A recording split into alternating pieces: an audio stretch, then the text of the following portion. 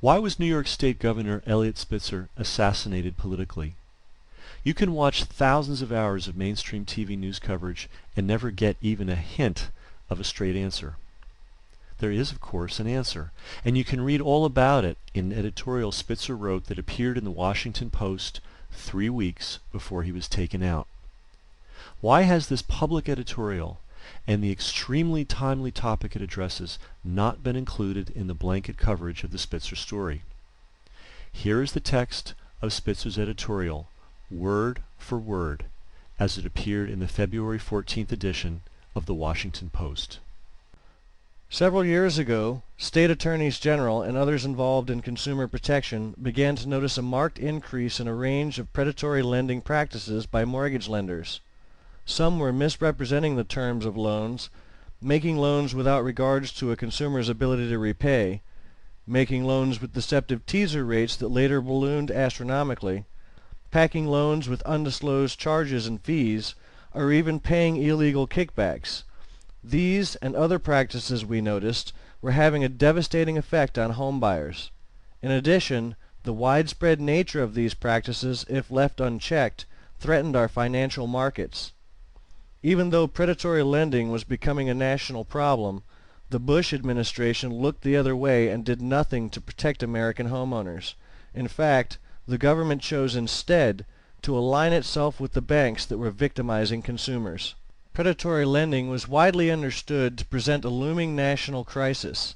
This threat was so clear that as New York's Attorney General, I joined with colleagues in the other 49 states in attempting to fill the void left by federal government. Individually and together, state attorneys general of both parties brought litigation or entered into settlements with many subprime lenders that were engaged in predatory lending practices. Several state legislatures, including New York's, enacted laws aimed at curbing such practices. What did the Bush administration do in response? Did it reverse course and decide to take action to halt this burgeoning scourge? As Americans are now painfully aware, with hundreds of thousands of homeowners facing foreclosure and our markets reeling, the answer is a resounding no.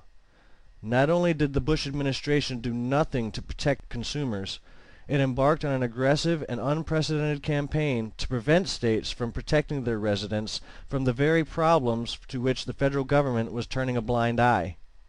Let me explain. The administration accomplished this feat through an obscure federal agency called the Office of the Comptroller of the Currency, or the OCC. The OCC has been in existence since the Civil War. Its mission is to ensure fiscal soundness of national banks. For 140 years, the OCC examined the books of national banks to make sure that they were balanced, an important but uncontroversial function. But a few years ago, for the first time in its history, the OCC was used as a tool against consumers. In 2003, during the height of the predatory lending crisis, the OCC invoked a clause from the 1863 National Bank Act to issue formal opinions preempting all state predatory lending laws, therefore rendering them inoperative. The OCC also promulgated new rules that prevented the states from enforcing any of their own consumer protection laws against national banks. The federal government's actions were so egregious and so unprecedented that all 50 state attorneys general and all 50 state banking superintendents actively fought the new rules. But the unanimous opposition of the 50 states did not deter or even slow the Bush administration in its goal of protecting the banks. In fact, when my office opened an investigation of possible discrimination in mortgage lending by a number of banks, the OCC filed a federal lawsuit to stop the investigation. Throughout our battles with the OCC and the banks, the mantra of the banks and their defenders was that the efforts to curb predatory lending would deny access to credit to the very consumers the states were trying to protect. But the curbs we sought on predatory and unfair lending would have in no way jeopardized access to the legitimate credit market for appropriately priced loans. Instead, they would have stopped the scourge of predatory lending practices that have resulted in the countless thousands of consumers losing their homes and put our economy in a precarious position. When history tells the story of the subprime lending crisis and recounts its devastating effects on the lives of so many innocent homeowners, the Bush administration will not be judged favorably. The tale is still unfolding, but when the dust settles, it will be judged as a willing accomplice to the lenders who went to any length in their quest for profits. So willing, in fact, that it used the power of the federal government in an unprecedented assault on the state legislatures, as well as on the state attorneys general and anyone else on the side of the consumers. You just heard the complete text of the editorial Elliot Spitzer wrote that appeared in the Washington Post 3 weeks before he was assassinated politically. Though his language was measured, his meaning was clear. He accused the Bush administration in a public forum of deliberately and aggressively colluding with predatory banks to prevent states from enforcing their own time-proven banking laws. Why? Why did the Bush administration do this? They did this to assist banks and other lenders in engaging in reckless and predatory lending practices that now threaten the very stability of our credit system and our economy. Less than a month after this editorial appeared, Elliot Spitzer was assassinated, not by bullets, but by an FBI investigation that leaked alleged details of his private life to the news media, and the news media did the rest.